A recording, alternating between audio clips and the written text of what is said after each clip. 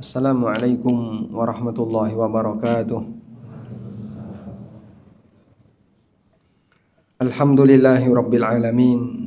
Wassalatu wassalamu ala ashrafil mursalin Nabiyyina wa maulana Muhammadin wa ala alihi wa sahbihi ajma'in. Wa ashhadu an la ilaha illallah wahdahu la syarika lah. Wa ashhadu anna Muhammadan abduhu wa rasuluh sallallahu alaihi wa ala alihi wa sahbihi wa man tabi'al huda ila yaumiddin. Amsayna ala fitratil Islam wa ala kalimatil ikhlas wa ala dini nabiyyina Muhammadin sallallahu alaihi wasallam wa ala millati abina Ibrahim hanifan muslima wa ma kana minal musyrikin.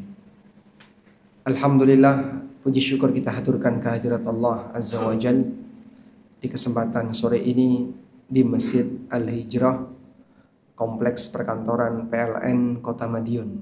Allah Subhanahu wa taala mengumpulkan kita dalam rangka untuk belajar bersama yang nanti akan mengangkat tema fikih ASN dan karyawan. Salawat dan salam semoga selalu tercurah untuk junjungan Nabi Agung Muhammad sallallahu alaihi wasallam atas perjuangan besar beliau dalam mendidik umat sehingga kita bisa merasakan indahnya syariat agama Islam. Tidak lupa kita mengucapkan jazakumullah khairan kepada Badan Dakwah Islam atau DKM Masjid Al-Hijrah dan manajemen dari PLN Kota Madiun yang telah memberikan kita fasilitas untuk bisa belajar di kesempatan sore ini. Baik, ini yang ASN, angkat tangan. ASN, Bapak ASN.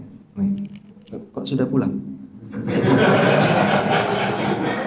Oh, tadi pulang Gasi mau kajian. Atau WFH. Oh enggak. Nah, memang sudah pulang ya? Oh, belum. Baik. Dengung. Bismillah. Yang karyawan, baik yang ada di kantor ini maupun yang di luar. Sisanya apa? Pengusaha. Oh, pengusaha, Masya Allah. Yang bukan karyawan, bukan ASN, bukan pengusaha, nganggur berarti. Alhamdulillah, buku fikih ASN ini setelah terbit mendapatkan sambutan yang baik dari teman-teman. Walaupun mungkin barangkali tidak semua kantor pemerintah membahas buku ini. Walaupun ada sebagian di antara teman-teman yang peduli akan masalah pentingnya memberikan edukasi dan pendidikan bagi para ASN, mereka sempat menyebarkan buku ini dengan cara mencuplik bagian-bagian itu, dibuat artikel secara terpisah lalu disebarkan ke teman-teman kantornya.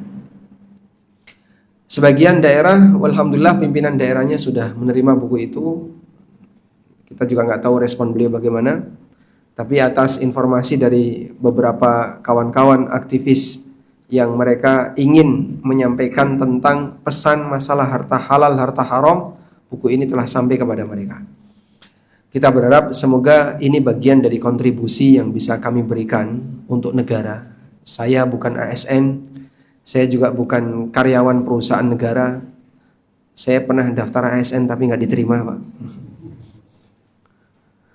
Dan saya mungkin tidak punya kontribusi yang besar untuk negara. Mudah-mudahan buku ini bisa memberikan kontribusi untuk perbaikan kinerja baik para ASN maupun karyawan secara umum. Jadi sedikit peta dari buku yang pernah saya tulis. Ada buku yang saya tulis dengan judul Pengantar Fikih Jual Beli dan Harta Haram. Buku ini kami tulis untuk membahas bagaimana orang bisa mengenal tentang fikih muamalah dari nol. Dari mulai mengenalkan istilah, definisi, pembagian, macam-macam dan seterusnya. Itu fikih, pengantar fikih jual beli.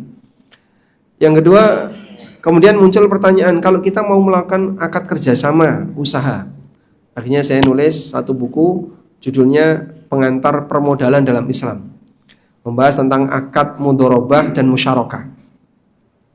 Lalu muncul permasalahan baru berkaitan dengan masalah transaksi online. Nah, kita buatkan satu buku judulnya Halal Haram Bisnis Online.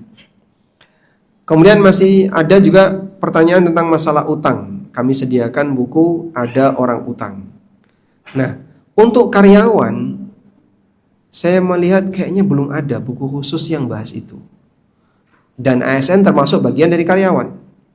Maka saya mencoba untuk menulis buku khusus bagi para ASN. Jadilah buku, alhamdulillah, jadi buku fikih ASN dan karyawan. Jadi ini kurang lebih sebagai panduan bagi para ASN dan karyawan. Sebab mereka ketika sedang menjadi ASN dan karyawan, hakikatnya terikat dengan akad muamalah tertentu yang disebut dengan akad ijarah.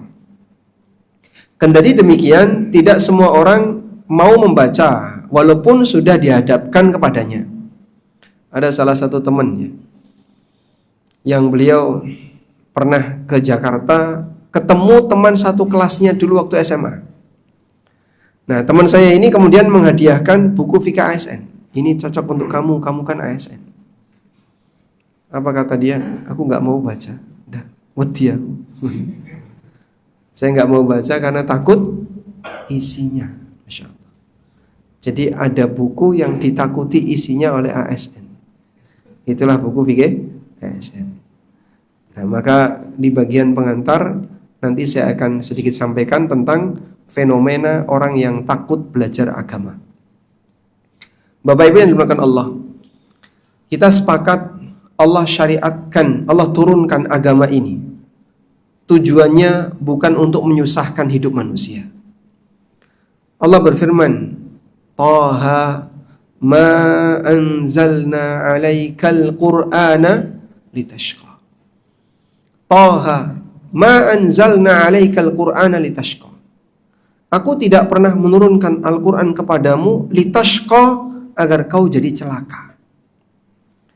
Al-Quran diturunkan oleh Allah bukan dalam rangka untuk mencelakakan umat manusia.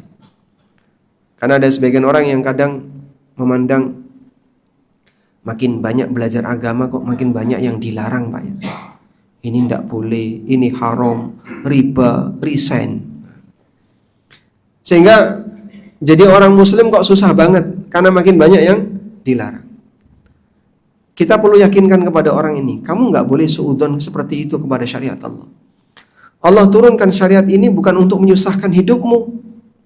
Allah menegaskan, ma anzalna alaikal qur'ana litashqa. Aku tidak menurunkan Al-Quran kepadamu agar kau jadi celaka. Illa tadhkiratan liman yakhsha. Al-Quran itu Allah turunkan sebagai peringatan bagi orang yang memiliki rasa takut. Sehingga tidak ada ceritanya ketika seseorang semakin dekat dengan syariat, semakin dekat dengan agama, jaminan hidup melarat. Tidak ada. Di ayat yang lain Allah Subhanahu wa taala juga menegaskan bahwa Al-Quran itu diturunkan oleh Allah untuk memberikan kehidupan manusia agar lebih hidup.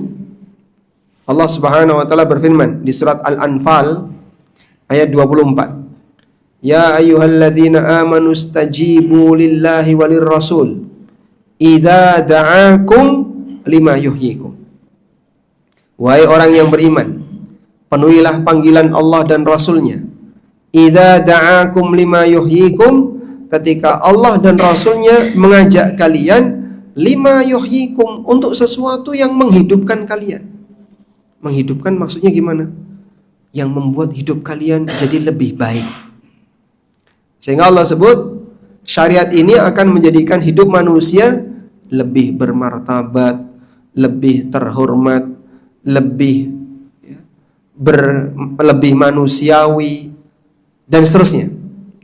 Sehingga hidup yang berperadaban yang sejatinya kayak apa? Hidup yang sesuai dengan ajaran Al-Quran. Makanya manusia yang paling beradab itu siapa, Pak? Rasulullah Sallallahu Alaihi Wasallam. Ketika seorang ulama tabi'in bernama Masruq ibnu Ajda' tanya sama Aisyah, "Kaifa kana khuluqun Nabi sallallahu alaihi wasallam?" Seperti apa akhlaknya Rasulullah sallallahu alaihi wasallam? Lalu Aisyah bertanya kepada Masruq, "Afala taqra'ul Qur'an?" Kau baca Quran enggak? "Bala, iya aku baca Quran."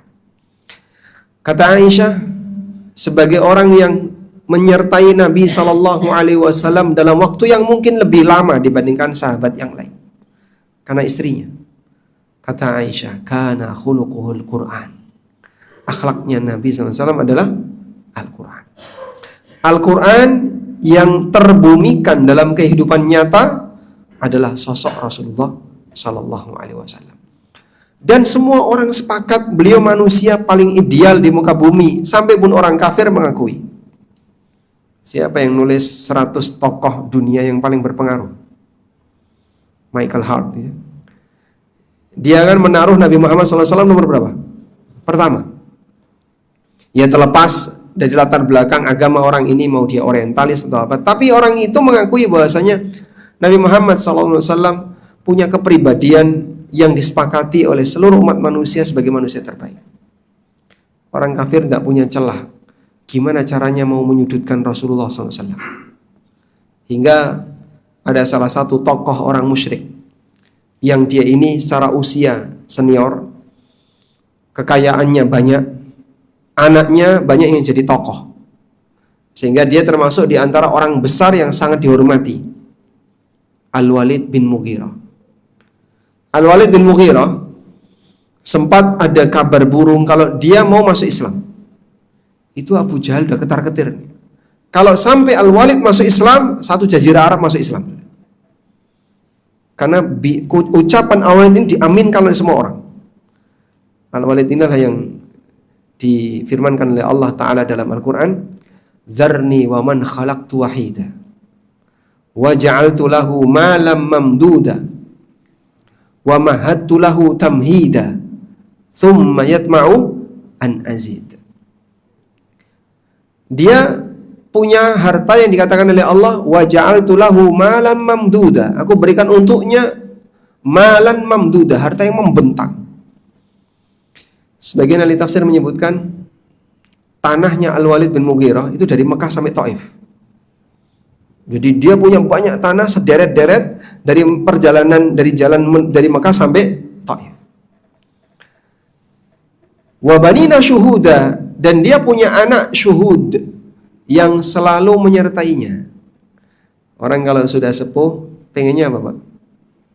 Ditemani sama anaknya. Walid bin Mughirah mau di Mekah maupun ketika safar, anaknya selalu menyertainya.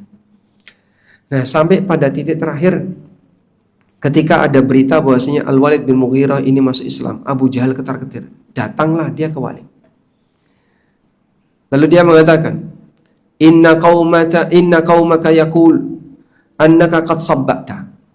Masyarakatmu bilang kalau kamu sudah jadi sobi'ah. Sobi'ah itu penganut ajaran yang beda dengan masyarakatnya. Itu namanya sobi'ah. Sobi'in atau sobi'un atau sobi'ah, dan Nabi Muhammad SAW disebut sebagai kaum sobi'ah. Bahasanya kaummu bilang kalau kamu sudah beralih ke agama sobi'ah. Kemudian Al-Walid bilang, aku belum pindah agama. Lalu sampai kemudian dia datang kepada orang-orang musyrikin. Saya kesulitan untuk memberikan label bagi Muhammad atau bagi Al-Quran. Karena jelas semua orang mengakui kebenarannya. Ada nggak di antara kalian yang pernah punya pengalaman kalau Muhammad berdusta? Tidak ada, Pak. Dari mulai mereka kumpul dengan Rasulullah SAW sejak kecil sampai beliau diutus jadi nabi, nggak pernah ada satupun di antara mereka yang merekam kalau Nabi Muhammad SAW pernah berdusta. Mereka nggak punya pengalaman tentang itu. Kadang ya, ada seorang ustadz atau dai, dia ngisi di sebuah daerah tertentu, tapi dia nggak berani ngisi di daerahnya sendiri. Kenapa? Masyarakatnya ra mau ngrungokno, ra gelem ngrungokno. Ngerti cilikane. Ngoten nggih? Ngerti napa? Aduh, saya cilikane dugal kae. Karena mereka merasa, oh, dulu masuk kecil dia orangnya seperti itu, saya gitu, yang ini. Akhirnya dia lebih didengar ketika di luar daripada di kampungnya. Tapi ini tidak berlaku untuk Nabi Muhammad SAW. Karena itu beliau sebagai manusia yang disepakati, orang yang paling mulia di muka bumi, maka meniru beliau sama dengan mengarahkan diri kita kepada kemuliaan. Dan meniru beliau melalui ajaran beliau, melalui apa yang disampaikan oleh beliau. Maka ketika seorang muslim menyadari bahwasanya syariat ini dibawa oleh manusia yang paling sempurna, berarti siapa yang melakukannya, mengamalkannya, dia akan menuju kepada kesempurnaan. Maka kalau kita sudah memahami ini, seharusnya kita mulai terbuka untuk mengenal kebenaran. Gak perlu menutup diri dan merasa takut. Aku nek ngaji, jadi ini apa-apa ora entuk. Apa-apa jadi nggak boleh, nggak perlu takut seperti itu. Karena Allah memberikan syariat ini bukan untuk menyusahkan hidupmu, tapi untuk memberikan kebaikan batin. Terbuka itu bagaimana, Pak? Mau belajar, mau mendekat untuk belajar. Dan orang ketika belajar, keberkahan Quran akan sampai kepadanya. Anda bisa baca surat Shad ayat 29. Bagaimana pujian yang diberikan oleh Allah untuk Al-Quran. Allah berfirman, Kitabun anzalnahu ilaika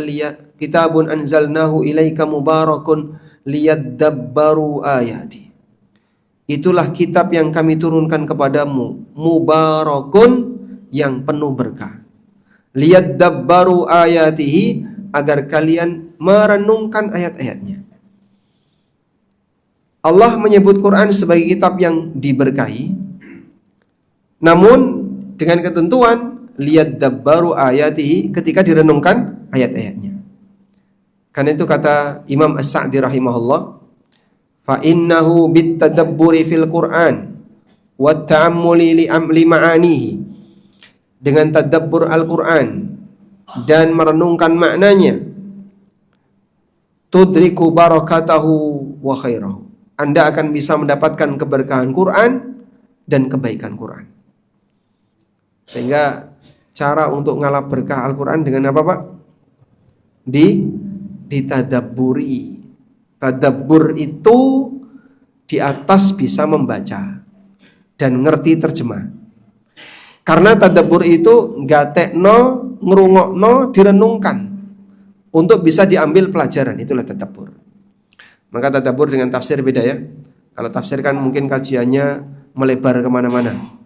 Kalau tadabbur intinya adalah mengajak orang untuk mengambil pelajaran yang bisa dia simpulkan dari ayat yang dia baca. Baik. Jamaah di belakang Allah, kalau kita sudah paham akan hal ini, maka berikutnya ketika kita berhadapan dengan aneka aturan syariat yang mungkin itu tidak sesuai dengan kebiasaan, kita akan lebih siap. Karena aku yakin Allah memberikan aturan seperti ini tujuannya untuk kebaikan hidupku, tujuannya untuk keberkahan bagiku. Selanjutnya kita akan beralih ke materi yang kedua, yaitu memahamkan manusia tentang adanya hari kiamat. Orang kalau sadar bahwasanya hidup tidak sekali, ada kehidupan yang kedua yang isinya hisab dan tidak ada amal. Kehidupan apa itu, Pak? Akhirat. Kata Ali bin Abi Thalib, al-yawma amalun wala hisab, wa ghadan hisabun wala amal. Hari ini isinya kerja, nggak ada hisab. Besok isinya hisab, nggak ada kerja, nggak ada amal. Jadi kesempatan orang untuk mendapatkan hisab yang baik waktunya sangat terbatas. Hanya sekian tahun dalam rangka menghadapi kehidupan yang tidak ada ujungnya, yaitu kehidupan akhirat.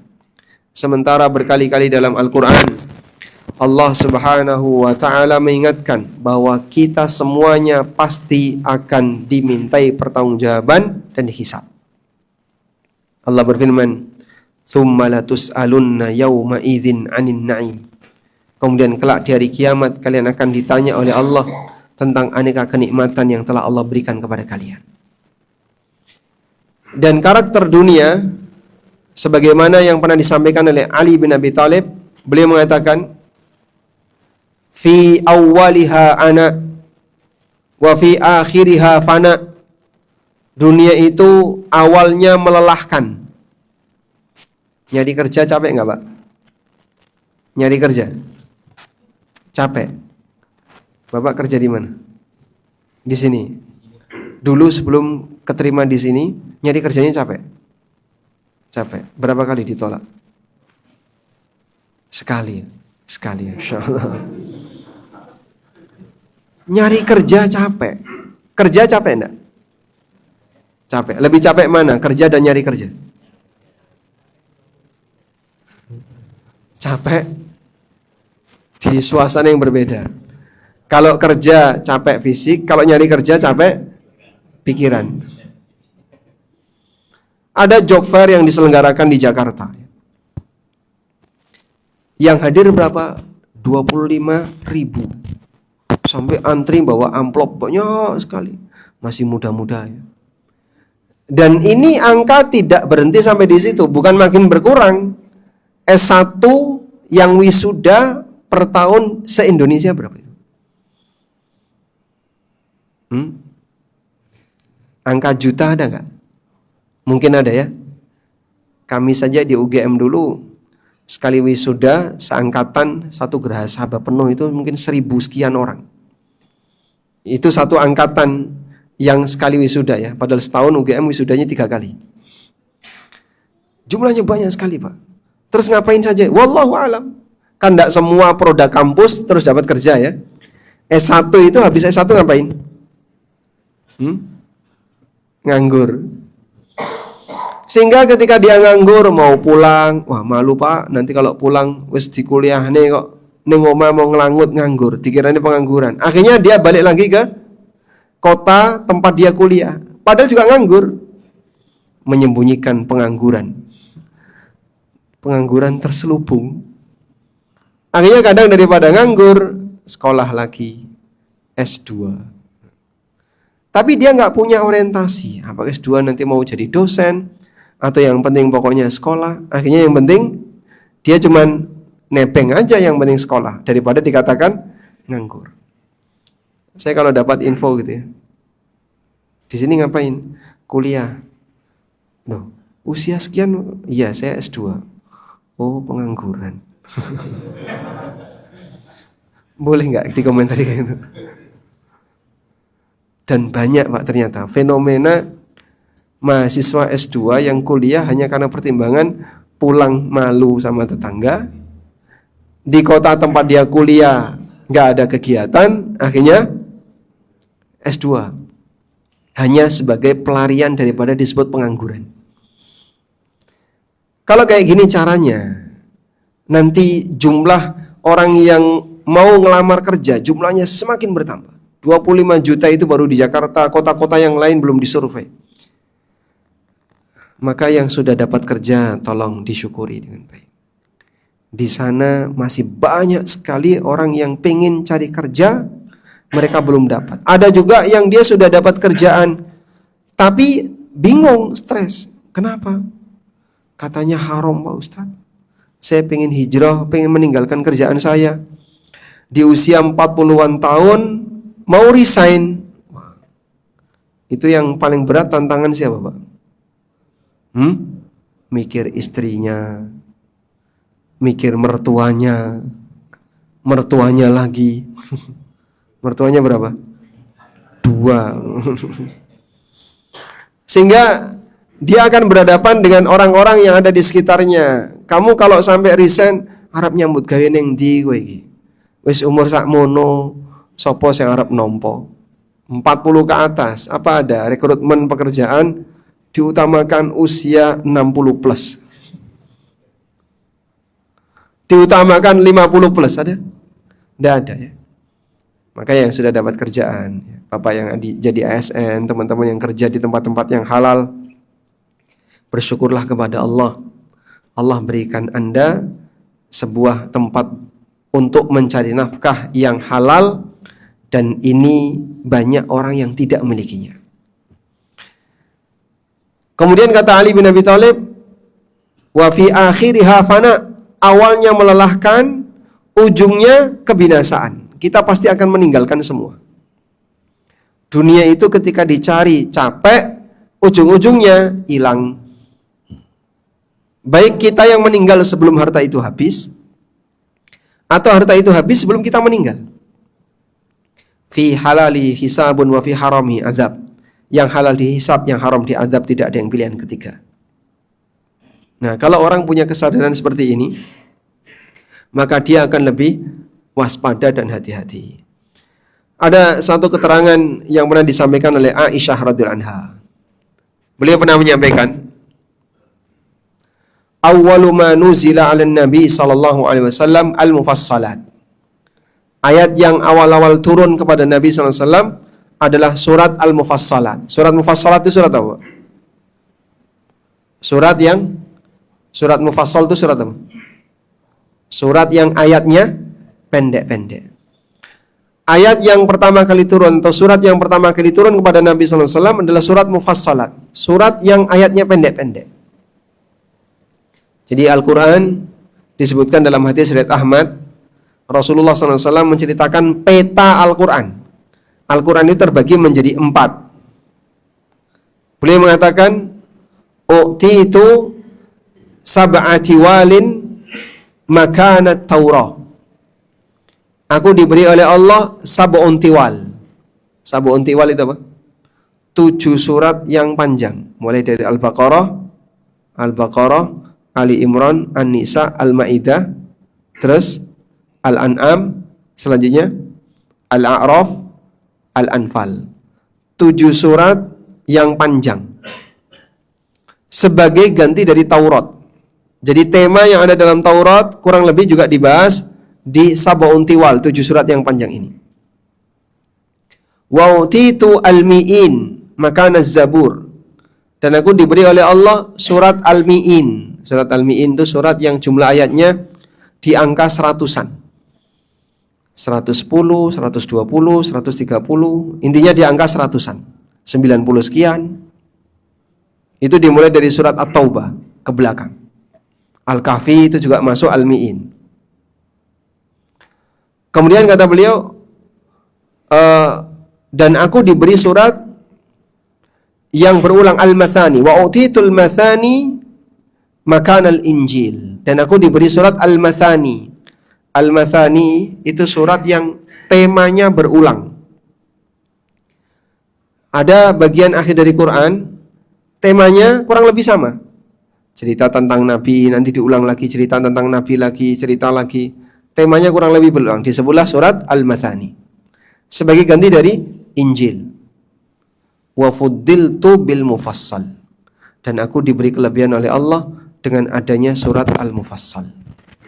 Dari mulai Qaf sampai An-Nas. Maka Al-Mufassal ini syariat yang diturunkan oleh Allah Subhanahu wa taala, konten Quran yang diturunkan oleh Allah taala kepada Nabi sallallahu alaihi wasallam sebagai kelebihan yang Allah berikan kepada beliau yang dulu di kitab-kitab sebelumnya tidak menyinggung seperti itu. Baik. Nah, kata Aisyah radhiyallahu anha, surat yang awal-awal turun kepada Nabi sallallahu alaihi wasallam adalah surat Al-Mufassal. Dari mulai surat Qaf sampai An-Nas. Fiha dzikrul jannati wan nar. Di surat Al-Mufassal Allah banyak menyinggung tentang surga dan neraka. Hatta idza saban nasu ilal Islam. Sampai ketika orang itu sudah bersedia untuk menerima agama Islam. Nazalal halal wal haram, barulah Allah turunkan surat yang berisi tentang penjelasan halal haram. Jadi penjelasan tentang hukum itu turun belakangan. Bagian awal tadi penjelasan tentang apa, Pak? Surga dan neraka. Itu kaitannya dengan apa? Akidah dan keyakinan. Nah, dari sini para ulama mengatakan orang untuk bisa lebih mudah menerima hukum diawali dari penguatan akidah terlebih dahulu. Makanya sebelum kita bahas masalah halal haram dunia ASN dan karyawan, pengantar yang penting untuk kita sampaikan adalah menanamkan akidah yang kuat, terutama keyakinan akan adanya hisab di akhirat. Anda akan dihisab oleh Allah, akan diminta pertanggungjawaban oleh Allah. Sekecil apapun pasti nanti akan ditanya. Tidak ada manusia yang bebas hisab. Karena itu persiapkan, jangan sampai harta ini jadi sumber petaka di akhirat. Jadi kalaupun misalnya kita tidak bisa menghindari hisab, minimal yang kita lakukan adalah jangan sampai harta itu menjadi sumber petaka ketika kita di akhirat. Nah, selanjutnya kita akan bahas tentang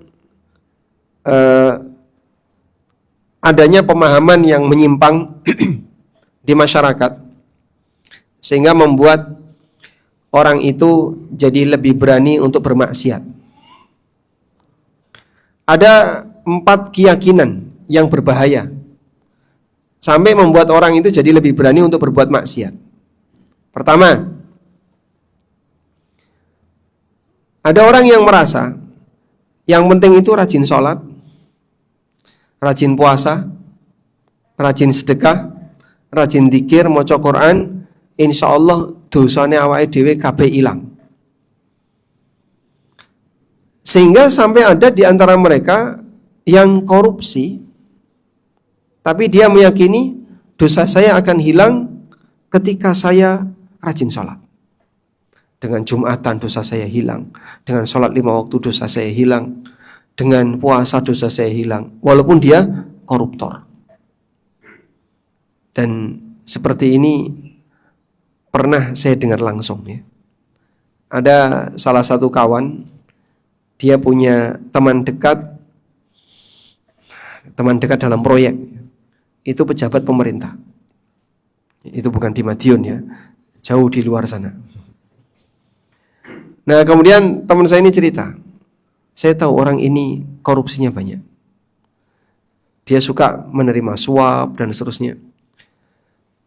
Tapi dia pernah bilang, yang penting dadi wong ki rajin sholat, jadi rajin poso, ojo lali sedekah, insya Allah kabeh ki beres. Maksudnya apa? Dengan ibadah-ibadah pribadi yang dia lakukan, semua dosa-dosa tadi dia menganggap itu bisa hilang dengan cepat. Dan gara-gara keyakinan seperti ini, akhirnya orang itu jadi semakin nekat untuk berbuat maksiat. Saya pernah ngisi ya, atas undangan salah satu jamaah. Sebenarnya beliau ini istrinya salah satu aparatur yang ada di situ. Pak Ustadz, bisa nggak ngisi kajian di kantor? Insya Allah saya usahakan. Tolong nanti temanya bahas masalah harta haram. Jadi ya makdek gitu. Serius ini. Karena instansi ini walaupun tidak begitu basah, ya nyemek dikit lah. Akhirnya saya coba beranikan. Sebenarnya maksud beliau ya ingin coba memulai hijrah dari kajian-kajian seperti ini. Akhirnya saya coba beranikan.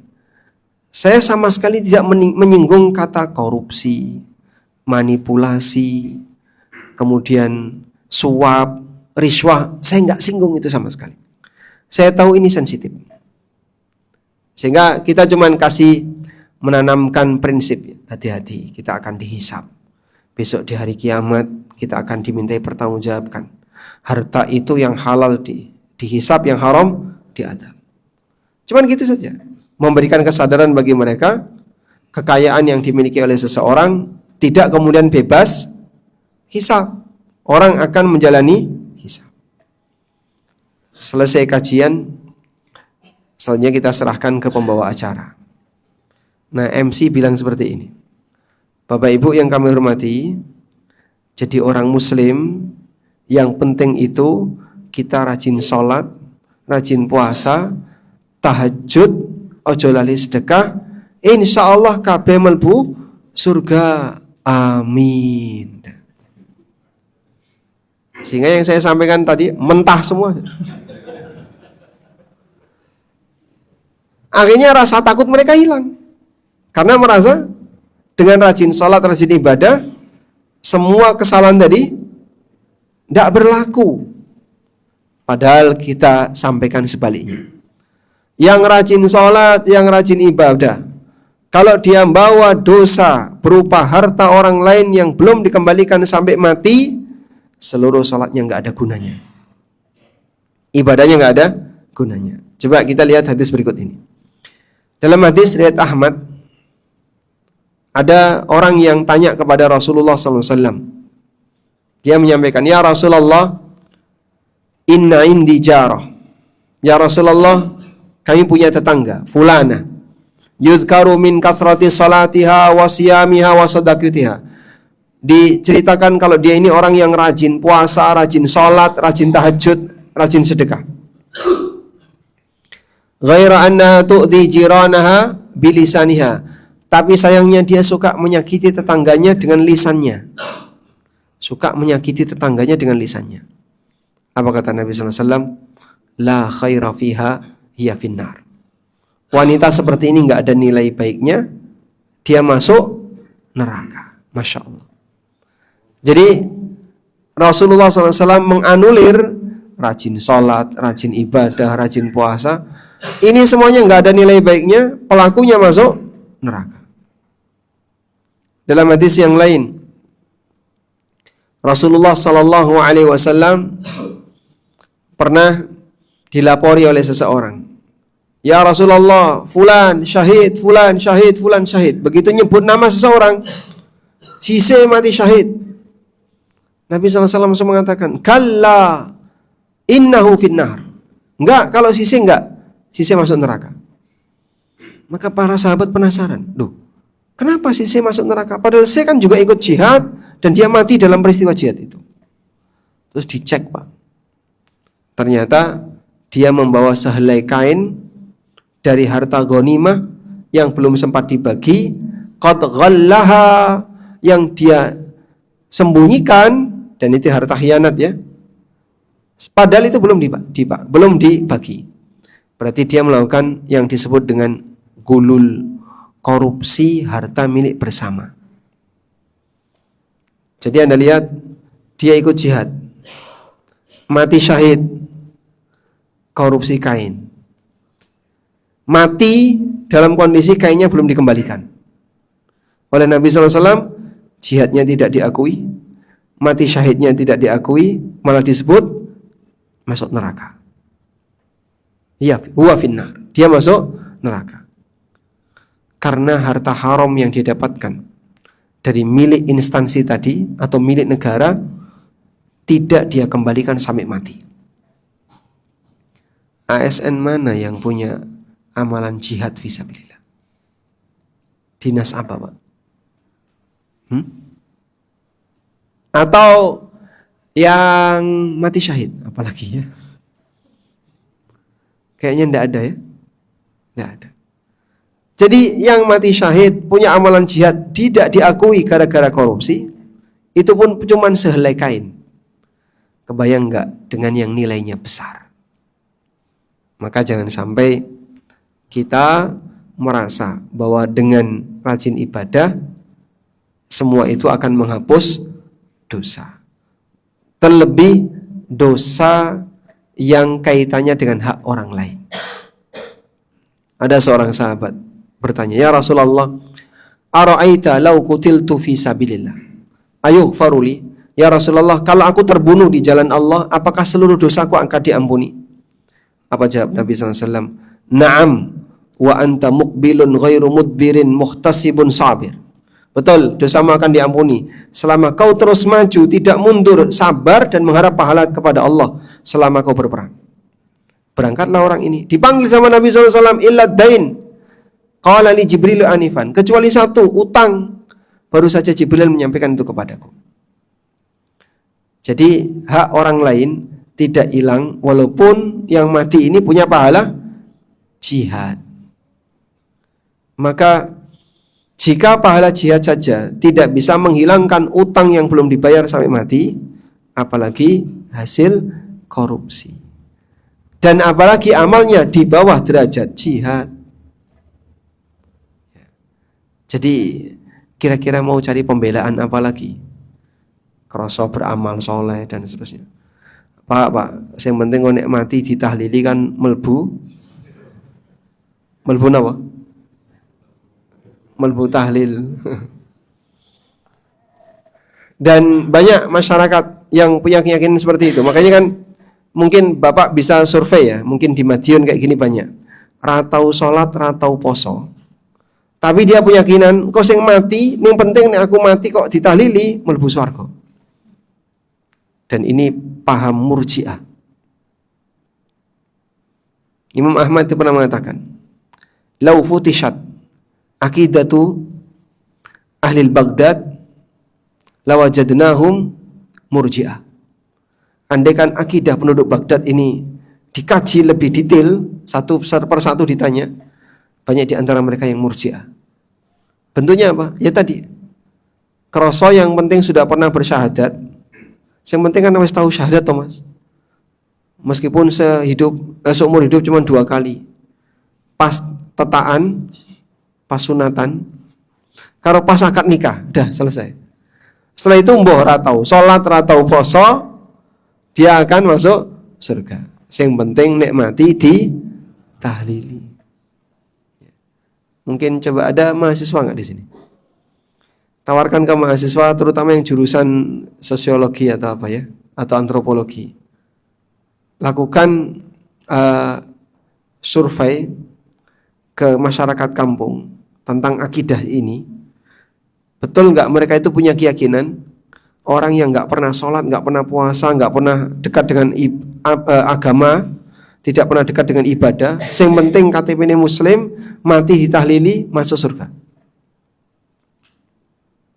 Kalau itu ada, berarti benar masyarakat kita banyak yang dia terjangkiti penyakit akidah Murji'ah. Dan gara-gara akidah ini, akhirnya orang jadi malas ibadah. Dia ngandalno amalnya orang lain. Yang penting sesuk nikmati ditahlili. Lebih menakutkan mana? Tidak disolati atau tidak ditahlili? Hah? Lebih menakutkan? Bagi mereka loh Pak. Keluarga akan merasa sedih kalau yang datang sholat sedikit atau yang datang tahlilan sedikit. Nek sing sholati kok wong 5, wong 10. Kan banyak ya. Yang nyolati cuma berapa? 10 orang. Sisanya ya nungguin di luar untuk pemberangkatan jenazah. Saya pernah ya datang ke salah satu pelosok daerah Klaten untuk ngelayat, dan Masya Allah ketika mau pemberangkatan jenazah yang sholat itu sedikit sekali, paling cuma 6 atau 7 orang. Sisanya cuma nunggu di luar dan mereka nggak nyolati. Sampai beberapa yang duduk itu saya ajak, Pak nyolati Pak. Aku durung wudu. Celanaku najis. Aku ora ngerti dongane. Tambah parah. Dia enggak mau nyolati, Pak. Tapi keluarga juga biasa-biasa saja, enggak ada perasaan merasa kurang, enggak ada. Yang penting pas tahlilan rame. Nah, ini contoh bergantung kepada amal orang lain, padahal tidak ada yang bisa menjamin dirinya selamat.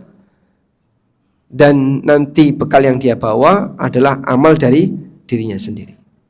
Allah Subhanahu wa taala berfirman, "Kullu nafsin bima kasabat rahinatun." Setiap orang dia akan menanggung resiko terhadap apa yang telah dia kerjakan. Dan enggak ada ceritanya, Pak, ada manusia yang bisa nanggung dosa manusia yang lain. Al-Quran menegaskan, wala taziru waziratun wizra ukhra. Seseorang tidak akan nanggung dosa orang lain. Keyakinan yang kedua. Ini juga bahaya ini ya. Harta haram jadi halal jika dizakati. Karena zakat itu berfungsi menyucikan harta. Maka nek ana wong kok korupsi anggaplah 100 juta. Maka nanti dizakati, oh enggak, saya enggak pelit kok mas, enggak 2,5%, tak kekno 10% wis, 10 juta, sehingga jadi 100 juta, dia keluarkan 10 juta, ikhlas lillahi ta'ala. Kira-kira yang 90 juta sisanya halal atau haram? Kenapa haram? Kan sudah dizakati. Zakat dari harta haram tidak diterima. Berarti pripun Pak? Ya harta haram jangan dizakati. Alhamdulillah nek ngono. Bukan malah seneng, tapi ini justru akan menjadi petaka bagi kamu. Yang benar gimana? Keluarkan semuanya. Kamu ngambil berapa dari harta yang bukan milikmu? Ya kemarin korupsinya 100 juta. Kembalikan semuanya. Karena kalau orang sampai melakukan seperti ini dan kemudian dibawa mati, cilaka dunia akhirat. Karena itulah kita perlu paham bahwasanya zakat dengan harta haram tidak diterima oleh Allah. Nabi SAW bersabda, la tuqbalu salatun bighairi tuhurin wala sadaqatun min ghulul. Salat tidak akan diterima tanpa bersuci, sedekah tidak akan diterima dari hasil harta khianat. Sedekah hasil harta khianat tidak diterima. Masya Allah. Baik, pemahaman yang ketiga. Yang ini juga berbahaya ya. Ada orang yang dia punya anggapan, ya kalaupun kamu ketika di dunia kotor dengan dosa, tenang saja, tinggal umroh ke tanah suci. Karena kamu sudah berada di tanah suci, maka nanti pulang jadi suci. Sebab dia berada di tanah suci. Dan keyakinan seperti ini sempat dimiliki oleh sebagian orang. Dulu Abu Darda radhiyallahu anhu dipersaudarakan oleh Nabi SAW dengan siapa? Salman. Abu Darda tinggal di Syam, beliau nyulati Salman, ngirim surat ke Salman, kamu silakan datang ke Syam, ini adalah kota suci, tanah suci. Lalu apa kata Salman Al-Farisi? Al-ardul muqaddasah la tuqaddisu ahada. Tanah suci tidak bisa mensucikan siapapun. Abu Jahal tinggal di mana? Di Mekah. Abu Lahab mati di Mekah. Sehingga yang tinggal di Mekah, mati di Mekah, matinya kafir. Apakah bisa tanah suci mensucikan orang yang kotor? Tidak. Karena itu anggapan bahasanya orang ketika rajin berbuat maksiat, lalu dia tinggal datang misalnya ke Mekah untuk umroh atau untuk haji, pulang-pulang jadi suci, ini semuanya adalah anggapan yang kosong. Kecuali kalau dia hajinya mabrur, memang dipuji oleh Nabi SAW, wal hajjul mabrur laisa lahul jaza ilal jannah. Haji yang mabrur tidak ada balasan kecuali surga. Baik. Allah ceritakan di masa silam, ada orang yang merencanakan untuk berbuat maksiat, tapi di saat yang sama dia merasa aman karena dia tahu nanti pelariannya adalah ke sini. Pelariannya maksudnya gimana? Dia tahu nanti kalaupun saya dosa, saya bisa minta ampun kepada Allah. Allah Subhanahu wa taala ceritakan di surat Yusuf. Uqtulu Yusuf awitrahuhu ardon yakhlulakum wajhu abikum wa takunu min ba'dihi qauman salihin. Bunuh itu Yusuf. Atau buang dia di padang pasir. Agar dia tidak ganggu kalian di hadapan wajah bapak kalian. Wa takunu min ba'dihi qauman salihin, dan nanti setelah kalian bunuh Yusuf, kalian bisa jadi orang soleh. Masya Allah. Barmateni Nabi pengen jadi wong soleh. Itu kan sama kayak tadi Pak. Selesai dia maksiat, dia berharap nanti diampuni jadi orang soleh. Nah, di sini para ulama mengatakan ketika seseorang merencanakan untuk taubat di saat dia sedang punya rencana maksiat, jadi ada rencana maksiat plus ada rencana taubat, maka dia akan makin nekat untuk maksiat. Misalnya ya, seseorang pengen melakukan sesuatu yang haram. Piye lakoni enggak ya? Deg-degan ya, deg-degan, maju mundur, deg-degan. Nah, gampang, sesuk nek umroh kan kowe ndonga sing akeh, insyaallah dosamu ilang kabeh. Nah, gara-gara dia punya rencana untuk itu, maka dia menjadi bermudah-mudah dalam melakukan maksiat. Ini yang ketiga ya. Yang keempat, tertipu dengan maha pengampunnya Allah. Allah itu maha pengampun, Mas. Jadi sampean tidak perlu mengingatkan seperti itu, karena Allah maha pengampun. Saya pernah ngingetin orang ya, tidak boleh salaman lawan jenis yang bukan mahram. Kalau menurut aku tidak apa-apa, karena Allah itu maha pengampun. Nek kaya ngono kan rusak itu. Nggak boleh minum khamr, menurutku nggak apa-apa, Allah maha pengampun. Nggak boleh korupsi, nggak apa-apa, Allah maha pengampun. Jadinya gimana? Ya kalau kamu meyakini Allah maha pengampun, perbanyaklah mengharapkan ampunan dari Allah. Dengan cara apa? Dekat dengan Allah, banyak ibadah kepada Allah. Barulah kau akan bisa mendapatkan pengaruh baik dari maha pengampunnya Allah. Ane awakmu nglakoni maksiat seperti ini sampai dipamer-pamerkan, maka bagaimana mungkin dia bisa mendapatkan ampunan dari Allah Subhanahu wa taala. Allah ingatkan dalam Al-Qur'an di surat Al-Infitar, ya ayyuhal insanu ma gharraka birabbikal karim. Wahai manusia, apa yang menyebabkan kalian tertipu? Disebabkan karena pemurahnya Allah, Rabbmu yang Maha Karim. Sehingga dia tertipu karena pemurahnya Allah Subhanahu wa taala. Membuat dia semakin berani untuk berbuat maksiat. Padahal kalau memang jujur ya, kau yakin Allah Maha Pengampun? Iya. Seharusnya kau dekat dengan Allah dengan banyak melakukan ibadah kepadanya. Wallahu alam. Baik. Kita sampai jam berapa? Sampai jam 5. Nanti akan ada sesi tanya jawab. Jadi materinya sampai 4:30. Selanjutnya kita akan beralih ke interaksi orang yang sudah mau berbuat baik dengan orang lain. Bismillah.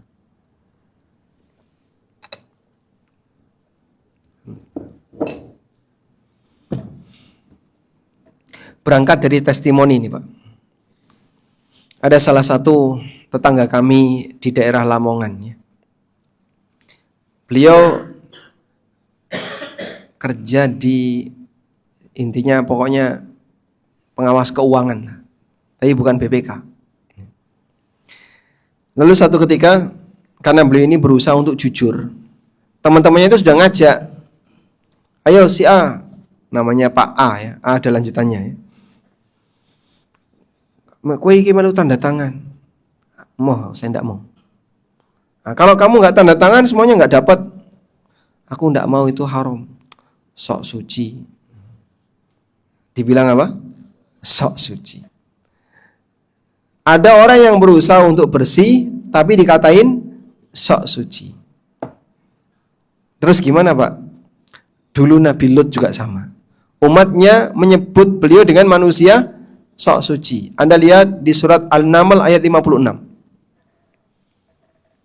Allah Subhanahu wa taala menceritakan dakwahnya Nabi Lut. Lalu kata Allah, "Fama kana jawaba qaumihi illa an qalu akhriju ala lutim min qaryatikum innahum unasun yatatahharun." Setelah mereka diingatkan oleh Nabi Lut, mereka tidak punya alasan untuk membela kesalahan. Nah, di situ ya, manusia itu akan merasa tidak aman ketika dia disalahkan. Nah, kalau dia nggak punya alasan untuk membela kesalahannya, maka cara yang paling gampang adalah menyalahkan yang menyalahkan.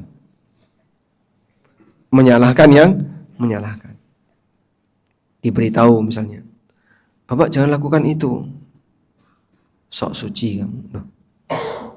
Karena dia sudah nggak punya alat untuk membela diri. Maka cara yang paling gampang menyalahkan orang yang menyalahkan. Sehingga saat Nabi Lut alaihissalam mengingatkan umatnya untuk meninggalkan praktek homo, aneka perbuatan haram, innahum unasun yatatahharun. Lut dan keluarganya itu adalah orang-orang yang yatatahharun, sok suci. Maka kalau Anda kok dikatakan sok suci, baik di kantor, di tempat kerja, atau di tempat yang lain. Sadarilah bahasanya Anda pengikut Nabi Lut.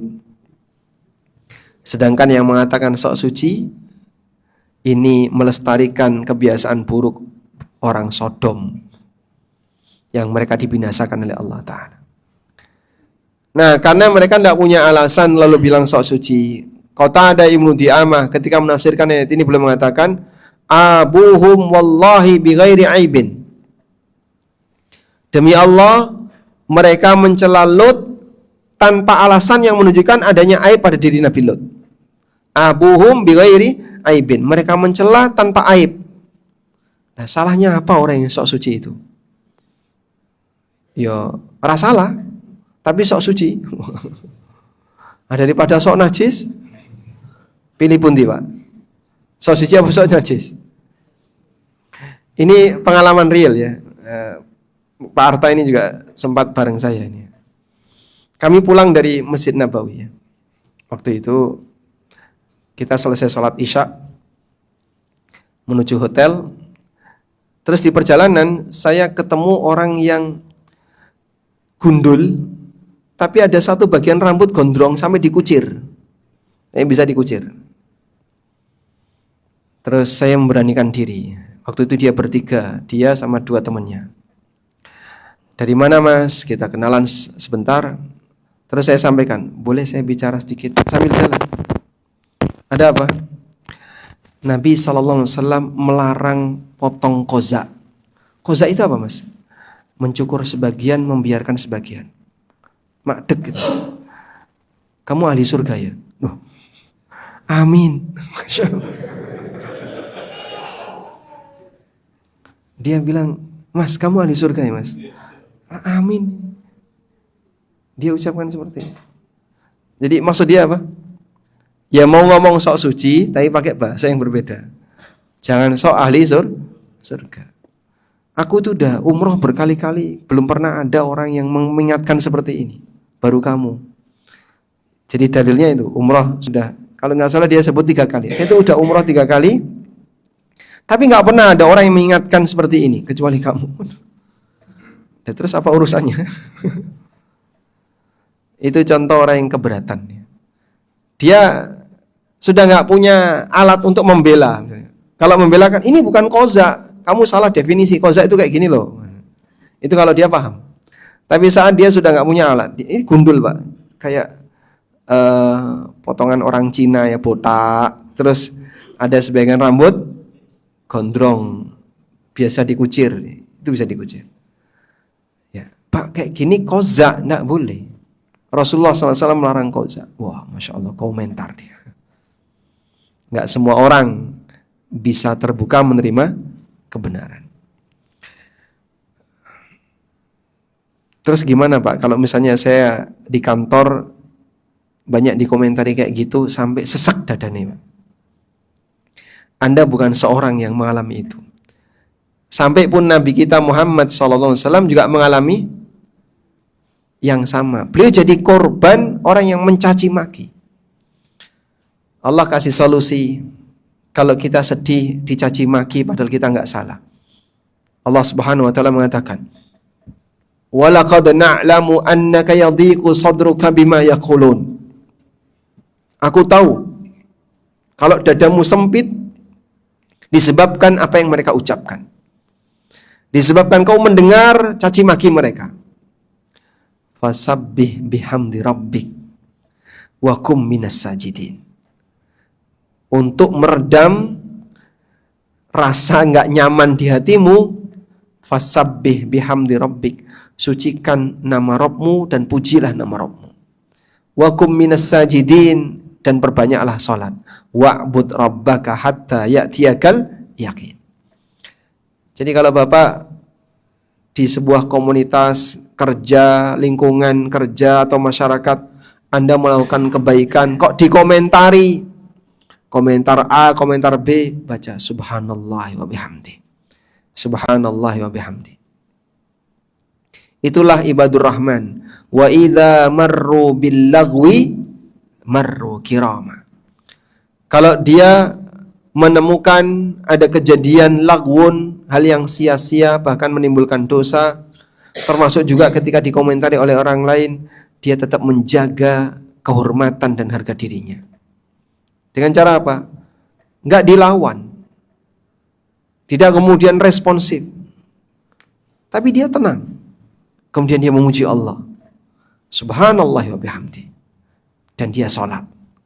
Itu cara agar kita bisa lebih ngelerem hati ketika ada orang yang nyelekit ucapannya. Wallahu alam. Baik, mungkin itu yang bisa kita sampaikan sebagai pengantar tentang fikih ASN. Karena yang paling penting di bagian pengantar seperti ini, Pak, sebab bagian inilah yang kadang membuat orang itu jadi tidak istiqomah untuk komitmen memegang amanah, komitmen menjalankan tugas, karena dia takut disebut sok suci, takut nggak punya teman, dikucilkan, bahkan dimutasi. Wallahu alam. Wassallallahu ala nabiyyina Muhammadin wa ala alihi wa sahbihi wasallam.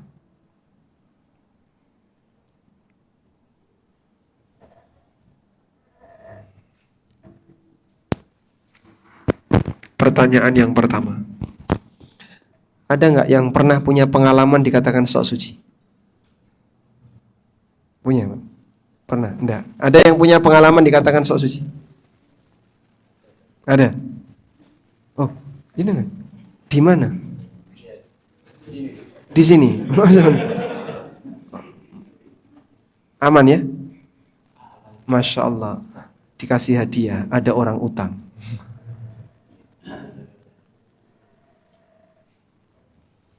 Ada lagi? Pernah punya pengalaman dikatakan sok suci? Di mana, Pak? Dinas sekolah. Kenapa? Kenapa kok dikatakan sok suci? Wudu terus gitu? Untuk gimana?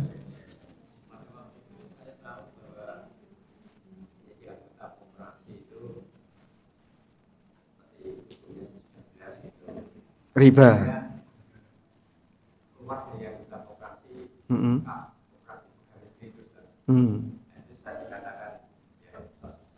Oh gitu.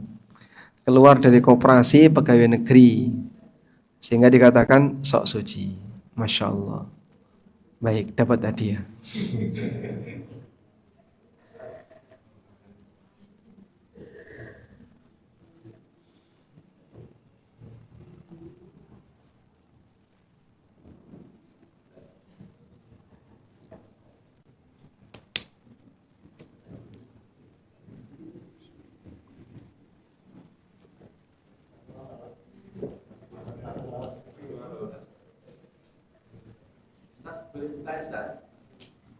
Boleh nggak?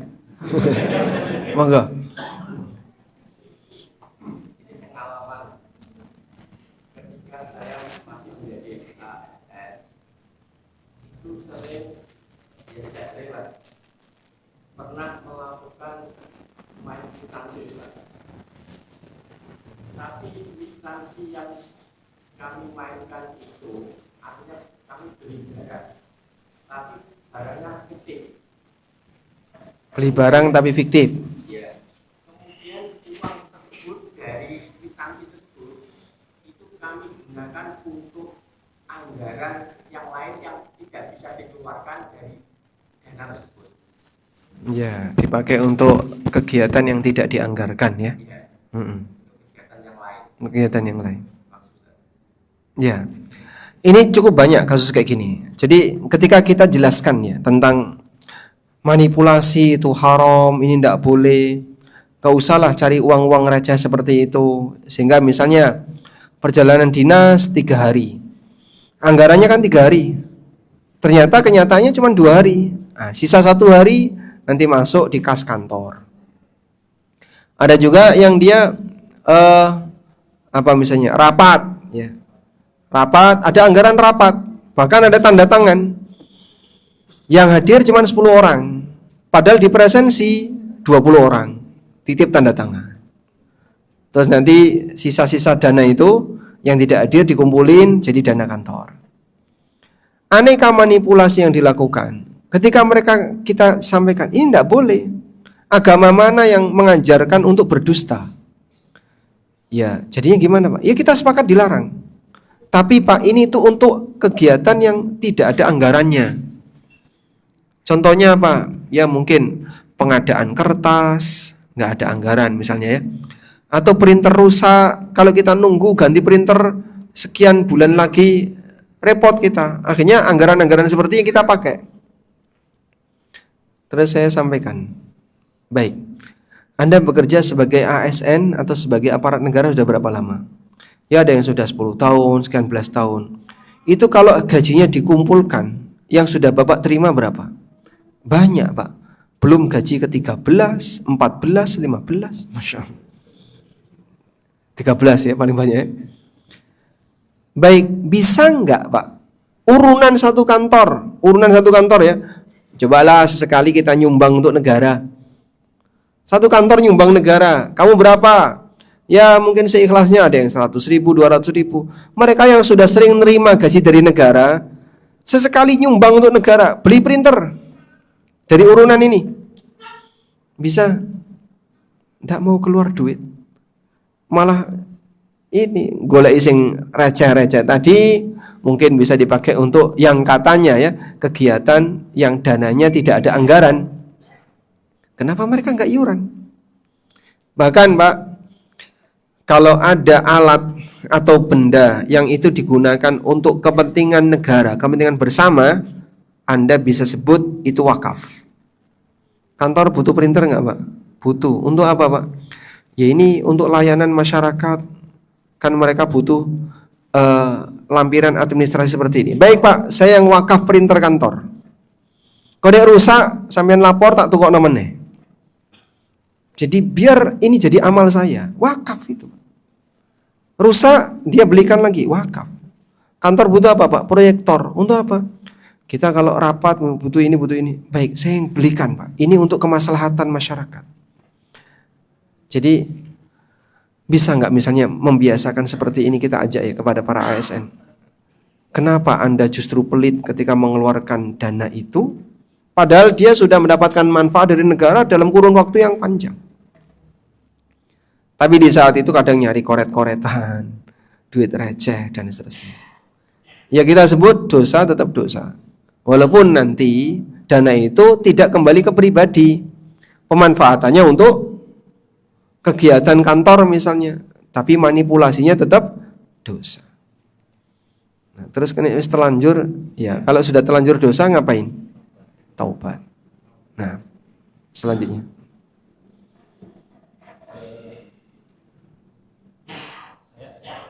Ya, di dinas rumah sakit.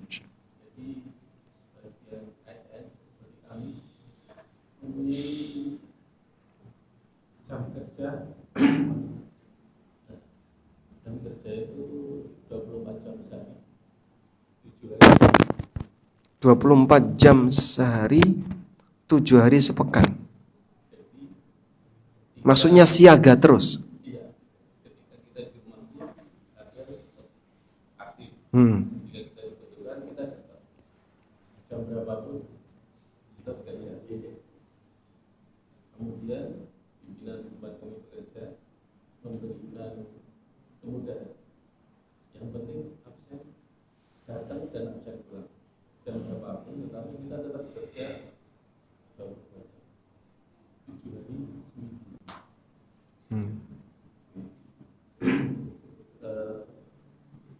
Profesi saya dokter spesialis.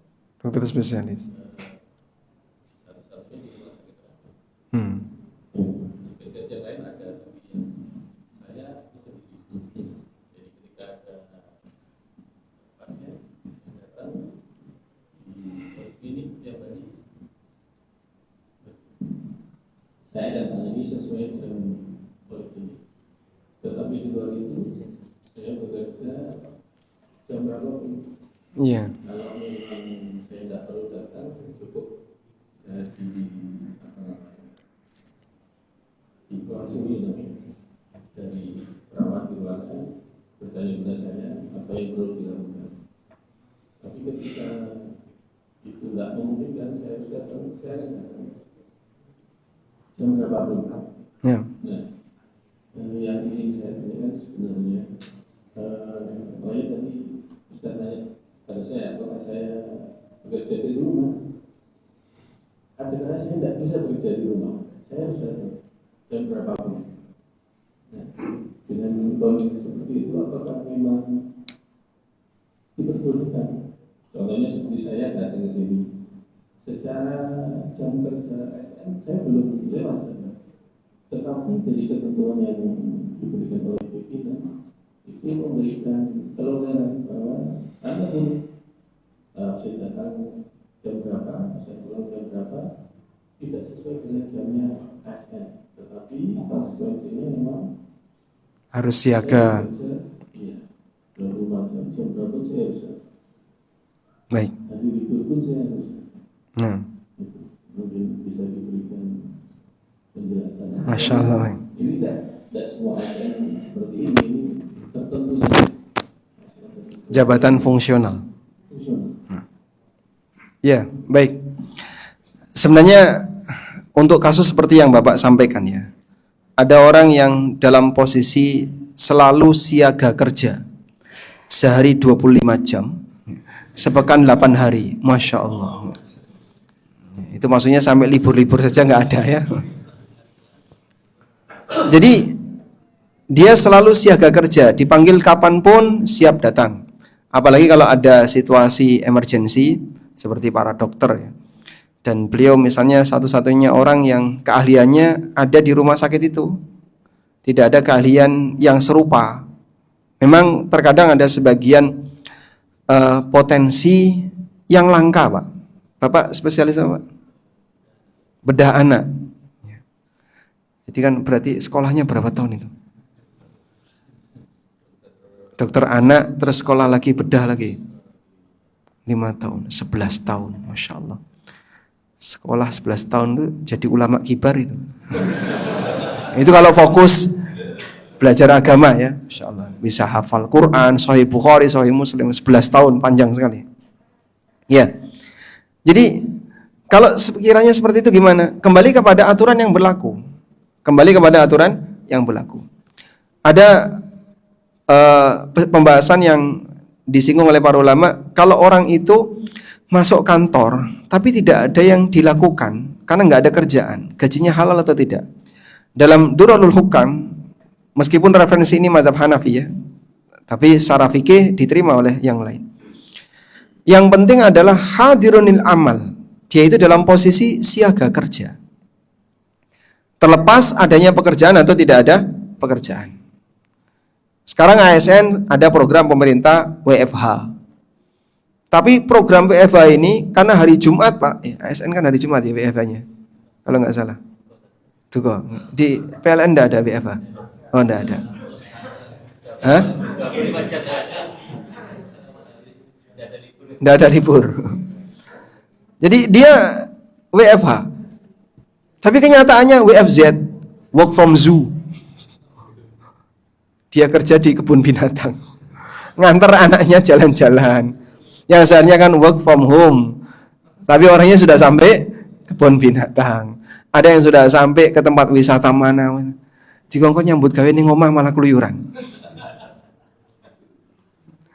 Kemarin waktu kita ke Jakarta, kok sepi ya jalan? Ini WFH, Mas. Oh iya, orangnya sudah pada ke puncak. Padahal kan maksud pemerintah WFH itu biar ngirit BBM ya. Sehingga pengeluaran untuk transportasi itu bisa dikurangi, malah keluyuran tingkat inti. Wallahu alam nih. Kita juga berharap ini segera diperbaiki ya. Ya bagus-bagus saja WFH. Cuman ya tetap harus ada pengawasan. Plat merah ada di tempat wisata saat hari kerja. Ngakunya WFH. Ini bukan WFH, kerja di tempat wisata. Akhirnya dia cuma main sama anak istrinya, entah siaga HP atau tidak, tapi karena nggak ada kontrol ya jadinya seperti itu. Kalau kayak gini ya pelanggaran ya. Tapi secara prinsip kembali kepada aturan. Kalau memang misalnya ada aturan bahasanya khusus untuk yang jabatan fungsional, dia bisa kerja remote atau kerja dimanapun atau model konsultan tadi ya. Sehingga ketika ada kasus, perawat menghubungi dokter, lalu dokter ngasih arahan, kok nggak bisa selesai, dokternya wajib datang, ya Anda harus siaga datang. Yang penting seperti itu.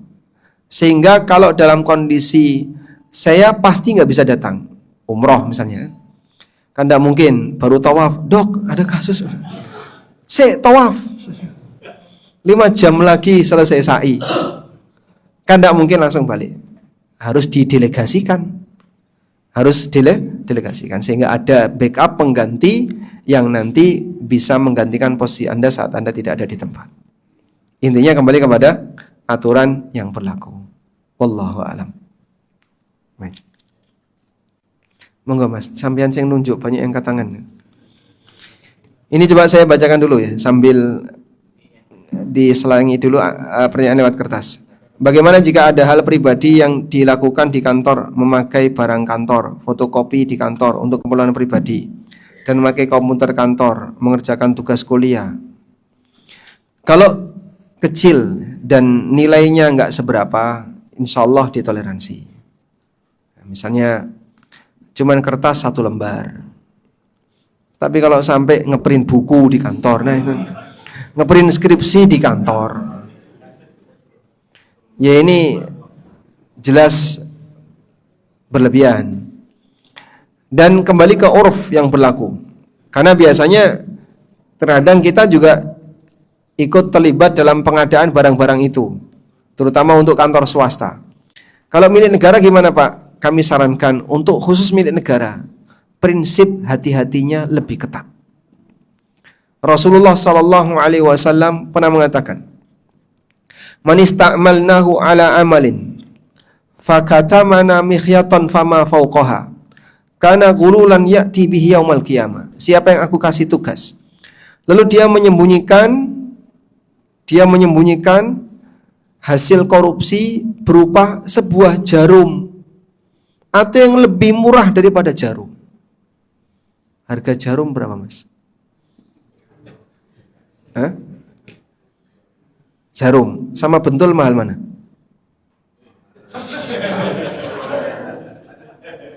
Loadingnya kok lama tuh. Enggak pernah beli.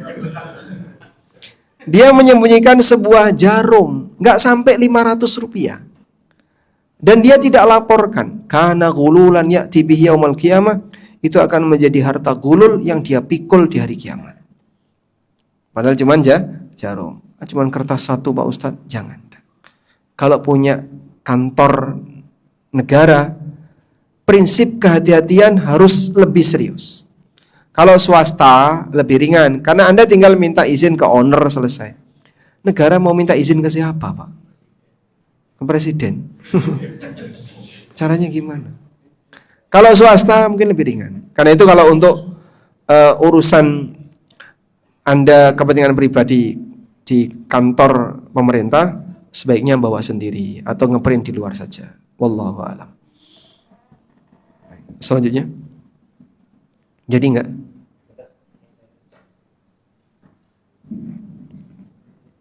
Setelah izin bertanya Ustaz, tapi ini bukan ASN swasta.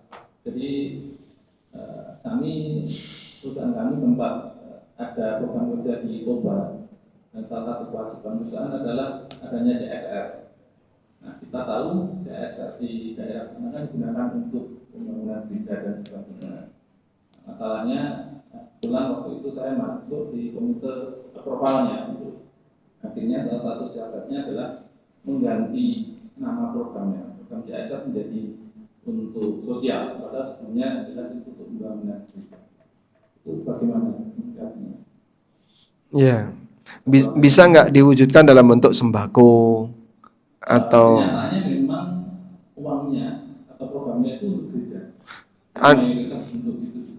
Perusahaan menyerahkan dalam bentuk uang atau dalam bentuk uang atau mungkin bantuan semacam kayak bantuan apapun. Ya.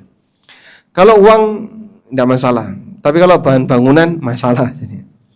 Karena jelas nanti arahnya tolong menolong dalam maksiat.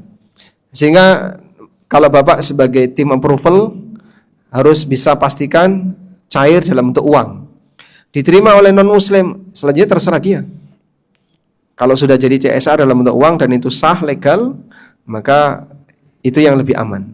Masalah dia nanti menggunakan dana itu untuk gereja, untuk pesta-pesta makan babi atau apa urusan mereka. Untuk namanya kan bisa, kalau memang seperti itu apa bisa diganti? Karena itu jelas namanya untuk pembangunan gereja. Oh, tertulis Seperti itu. di proposal pengajuan. Iya. Oh gitu. Wah ini yang repot. Banyak di daerah, terkadang tidak selalu ada di daerah yang lain. Iya. Nah ini yang repot ya.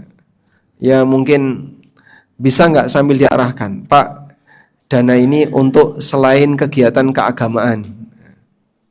Jadi ngarahkan ke masyarakat, ini ada dana, tapi untuk selain kegiatan keagamaan. Jadi Bapak boleh tulis apapun. Nanti masalah penggunaannya terserah Bapak. Mudah-mudahan mereka bisa memahami, sehingga nanti Bapak tinggal kucurkan dalam bentuk dana dan tidak tertulis ada gereja. Ya sulit juga ya. Ini wis kadung pripun. Itu dulu kan? Diwajibkan supaya bisa, ya karena yang programnya kan bukan masyarakat. Ya. Tapi sudah terlanjur. Sudah berlalu. Sudah berlalu. Tubu ilallah. Kewajibannya adalah bertaubat. Karena masuk kategori ta'awun 'alal itsmi wal 'udwan. Barakallahu fiik. Jadi ASN wajib masuk koperasi. Jika tidak mengikuti, jadi bahan pembicaraan sesama ASN satu kecamatan. Masya Allah. Lebih parahnya lagi dipaksa untuk pinjam uang agar koperasi berjalan. Bagaimana menyikapi hal tersebut? Ya kalau resikonya cuma jadi bahan pembicaraan ya kayak tadi itu Pak. Anda pasti akan dikatakan sebagai sok suci, manusia mabuk agama, terus apa lagi? Ahli surga dan aneka gelar yang tujuannya untuk menyudutkan. Walaupun Anda ingin bebas dan bersih dari riba, andaikan bisa disarankan dan diarahkan, lakukan. Boleh nggak saya yang megang koperasi ini, biar aku yang ngurusi, nanti tak kembangkan dengan cara yang halal. Jadi langsung menawarkan diri. Kalau enggak, saya nggak suka yang kayak gitu. Walaupun mungkin akan jadi bahan pembicaraan, bodoh amat gitu ya. Bodoh amat. Jadi terkadang muslim memang juga perlu sedikit menunjukkan jati dirinya. Saya muslim, aku nggak mau riba. Di tempat kita Pak, menolak sesuatu dengan alasan apapun itu diterima, kecuali satu, alasan agama. Kenapa nggak doyan? Aku nggak suka. Itu dihargai Pak. Kenapa kamu nggak doyan? Ini haram menurut agama. Oh langsung dikomentari.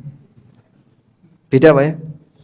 Sehingga ada orang misalnya diajak salaman lawan jenis, mohon maaf, nggak mau salaman. Loh kenapa nggak mau salaman? Tangan saya kotor. Itu dihargai. Maaf ya tangan saya kotor. Resik kotor loh ini nggak kelihatan. Tapi saat Anda nggak mau salaman lawan jenis, kok beralasan ini haram. Menurut agama saya haram. Sok suci. Komentar sok suci muncul saat Anda menyampaikan alasan agama. Kan jadi meme Presiden Soekarno ya. Beliau itu nggak suka jenis musik tertentu ya. Apa itu? Karena itu sempat ada video Presiden Soekarno dikelilingi oleh musisi-musisi itu, musik yang paling tidak disenangi sama Presiden. Sampai beliau itu tutup telinga. Beliau tutup telinga dan musik itu disuarakan. Tapi tidak ada celaan, tidak ada yang komentar mabuk agama, sok suci. Karena ini masalah selera. Ada orang yang seneng dangdut, begitu mendengar lagu India, mules petengku Pak. Ada Pak kayak gitu Pak? Hah? Kan ada ya. Ada orang yang seneng misalnya model musik K-pop. Diparingi gambus, dia pusing, gak seneng. Sehingga musik itu ada seleranya. Tapi itu dihargai. Ini gak seneng musik kayak gini, senengnya kayak gini, itu dihargai. Tapi giliran ada orang yang misalnya, aku gak mau dengerin musik, haram, geger. Nah, langsung jadi berita viral. Wallahu a'lam. Baik, selanjutnya. Silakan, Mas. Assalamualaikum warahmatullahi wabarakatuh. Waalaikumsalam warahmatullahi wabarakatuh. Ini sebenarnya pertanyaan saya ini sudah pernah saya tanyakan itu mungkin 4 atau 5 tahun yang lalu di Hotel Astor, kalau Ustaz ingat. Oh, iya. Setelah kajian saya sama rekan saya itu bertemu ke depan. Jadi gini Ustaz, dulu kami pernah menyampaikan bahwa kami itu diberi amanah untuk sama mengelola koperasi. Kemudian di perusahaan kita kan juga ada zakat profesi Ustaz. Nah, pertanyaan masih sama Ustaz. Alhamdulillah koperasi yang ribawi itu sampai sekarang sudah mungkin ribawinya kurang dari 5% Ustaz. Yang dulunya itu ya mungkin masih 30%-an lah. Sekarang sudah alhamdulillah sudah menuju perbaikan yang sangat baik. Kemudian untuk pengelolaan zakat profesi juga yang dulu itu, karena pertanyaannya gini Ustaz, apakah setelah kita ngaji ya, terus udah tahu itu salah, terus kalau kita memperbaiki, kan capek Ustaz, lama sekali kan, bertahun-tahun Ustaz. Apakah kita boleh mundur gitu Ustaz? Boleh. Pertanyaan itu, mundur sebagai pengurus koperasinya, kayak menjadi pengurus zakatnya.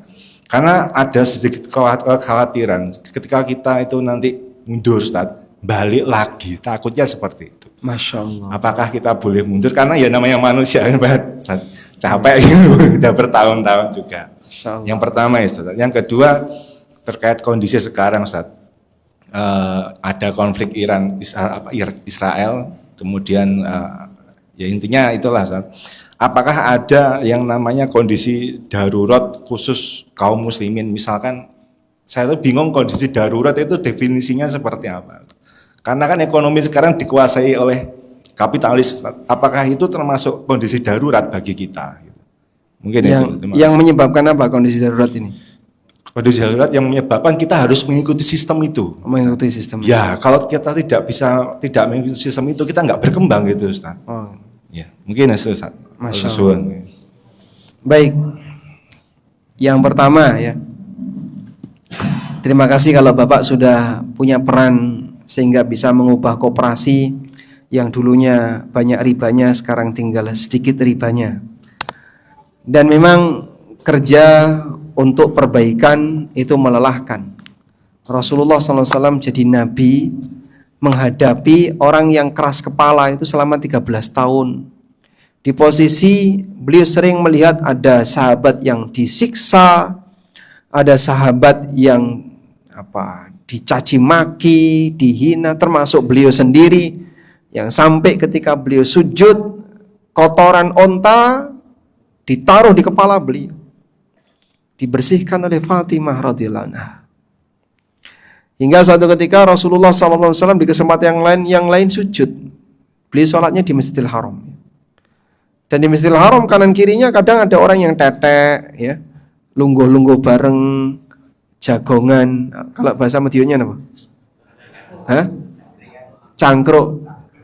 Cangkruk bareng, ada Abu Jahal, ada banyak orang kafir di situ. Terus mereka bilang, menertawakan Rasulullah SAW, siapa yang berani untuk nimpukin batu gede ke kepalanya Muhammad?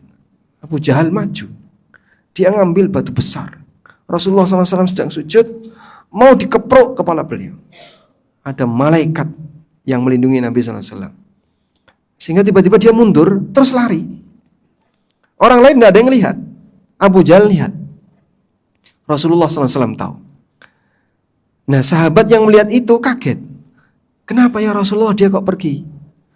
Kalau sampai dia berani maju selangkah, langsung terbakar. Abu Jahal berani maju selangkah lagi, kobong orang itu. Sehingga dia ketakutan. Karena melihat ada malaikat yang siap mau membakar dirinya. Nah, situasi kayak gini terjadi pada Nabi, tapi beliau capek, lelah. Sampai Allah Subhanahu wa taala mengatakan, "Fala'allaka bakhi'un nafsaka 'ala atharihim illam yu'minu bihadzal hadithi asafa." Fala'allaka bakhi'un nafsak. Bakhi'un nafsak bermakna halikun nafsak. Mungkin kamu ingin bunuh diri. Beliau itu ingin bunuh diri. Ala atharihim id lam yu'minu bihadzal hadithi asafa. Disebabkan karena kejahatan yang mereka lakukan, karena mereka tidak beriman bihadzal hadits. Hadzal hadits maksudnya adalah Al-Qur'an. Allah sebut Al-Qur'an dengan al-hadits. Dengan pembicaraan ini maksudnya adalah Al-Qur'an. Karena kau sedih dengan mereka.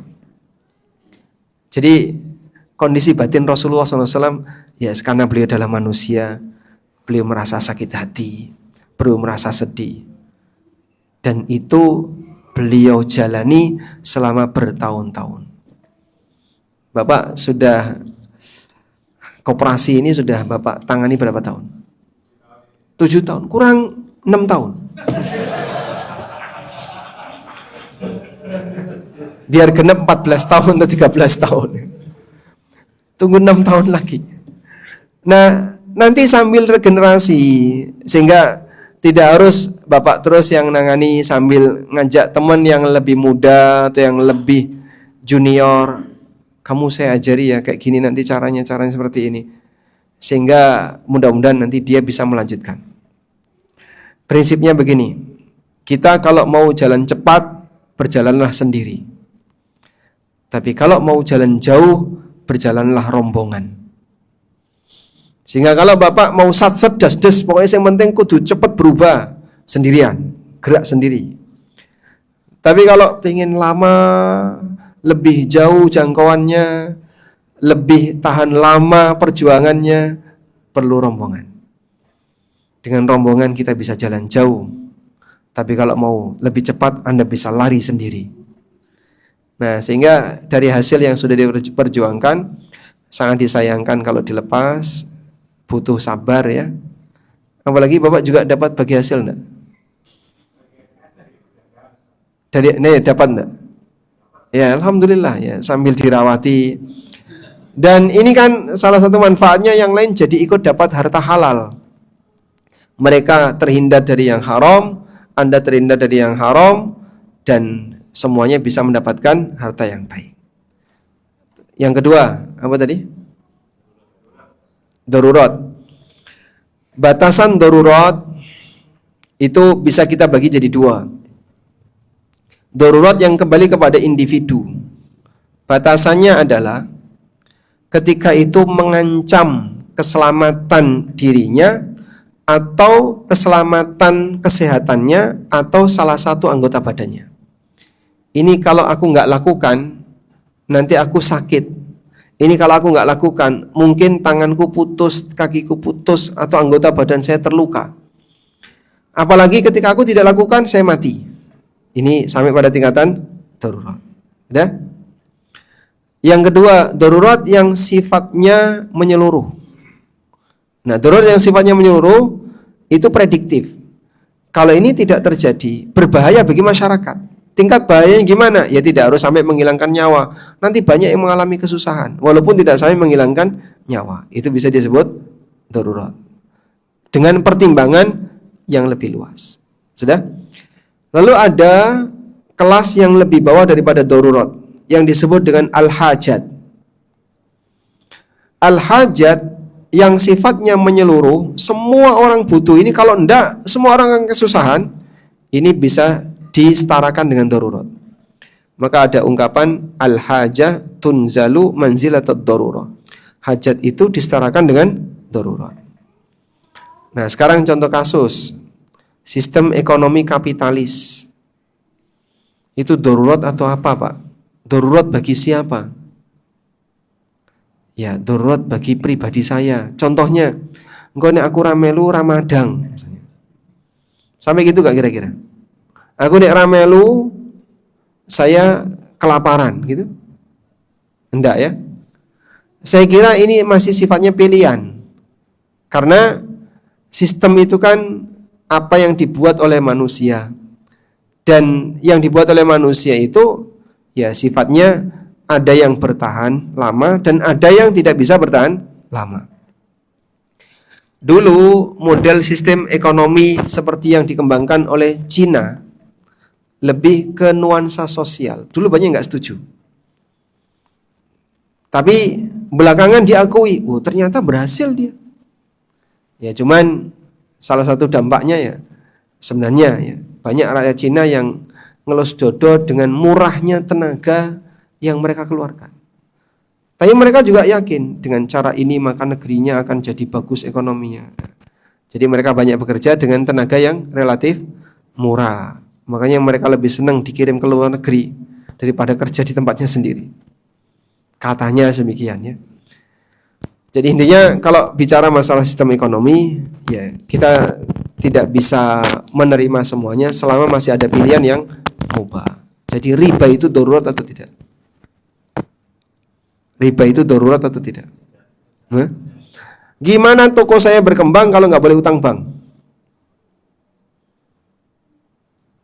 Darurat nggak itu? Apa toko kamu harus berkembang? Kalau nggak berkembang, kelaparan nggak kamu? Nah, ya sudah, berarti kau tidak harus memaksakan diri untuk riba. Wallahu a'lam. Menjawab? Baik. Walhamdulillah, sekarang jam 5:04. Kita cukupkan sampai di sini karena setelah ini akan ada kajian di MSH. Dan ini masih ada sisa hadiah ya. Tadi 2 pertanyaan kertas dari ibu-ibu dapat hadiah buku Prinsip Hidupku, ada 2. Kami serahkan ke panitia. Nah, selanjutnya yang punya utang koperasi paling banyak berapa Pak? Kredit barang berapa nilainya? Masya Allah. Berapa nilainya? Oh gitu, Masya Allah. Ini rantai entek berarti. Dapat hadiah Pak.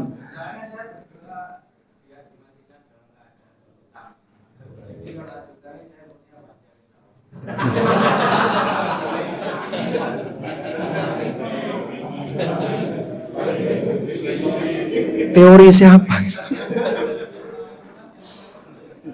Dapat ilmu kayak gitu dari mana Pak?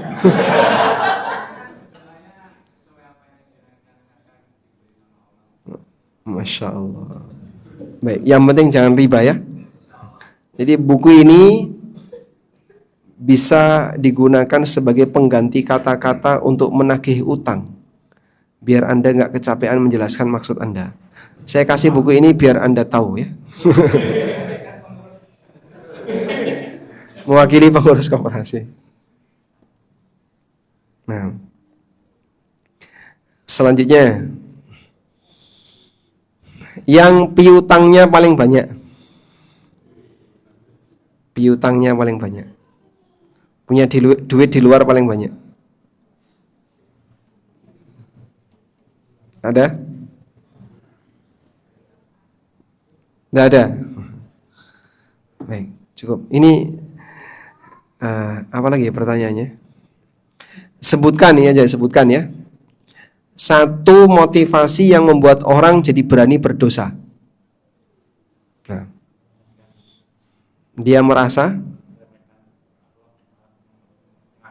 meremehkan apa? Meremehkan nama Allah Maha Pengampun. Kurang tepat kayaknya. Yang lebih tepat. Merasa aman dengan Maha Pengampunnya Allah. Maksudnya gimana?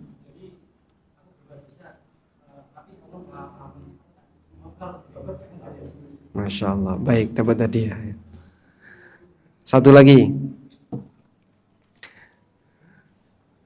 Sebutkan pembagian isi Al-Quran. Nah, silakan. Oh boleh.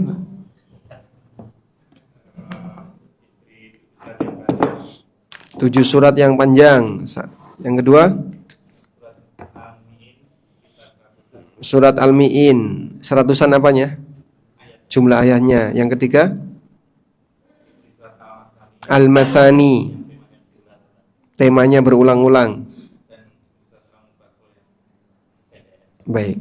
Kalau mau baca hadisnya ada di buku tafsir salat. Nanti Anda bisa baca tentang, sudah pernah dibahas itu. Nah, itu pembagian isi Al-Quran dalam hadis Nabi SAW. Demikian, wassallallahu ala nabiyyina Muhammadin wa ala alihi wa sahbihi wa sallam, wa akhiru da'wana anil hamdulillahi rabbil alamin. Wassalamualaikum warahmatullahi wabarakatuh.